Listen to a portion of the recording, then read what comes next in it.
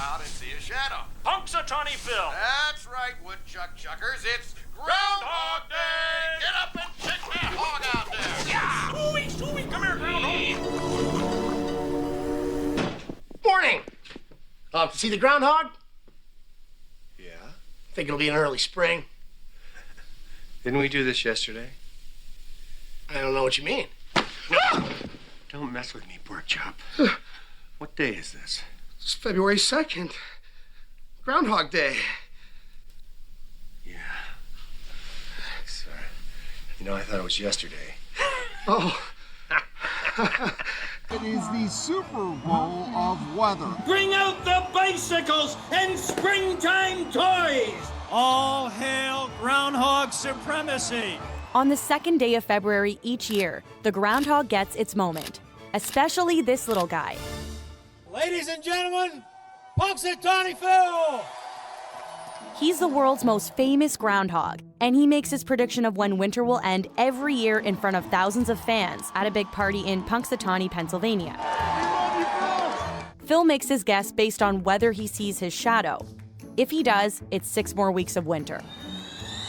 If not, we're in for an early spring. The roots of Groundhog Day are centuries old. February 2nd is known as Candlemas Day, when Christians would take out their candles to church to have them blessed, and this would bring blessings to their homes for the rest of winter. The first official Groundhog Day celebration was in 1887, and it eventually turned into a whole thing. Who's thinking spring? Nowadays, Phil is always surrounded by a bunch of guys in top hats and tuxedos. They're called the Inner Circle, also known as Punxsutawney Phil's hype guys. You have to understand something. There are two entities in the world that are infallible, the Pope and Punxsutawney Phil.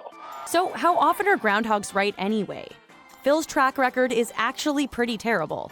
He's right about 40% of the time, meaning you're better off flipping a coin. Groundhog Day has roots in the Catholic festival called Candlemas.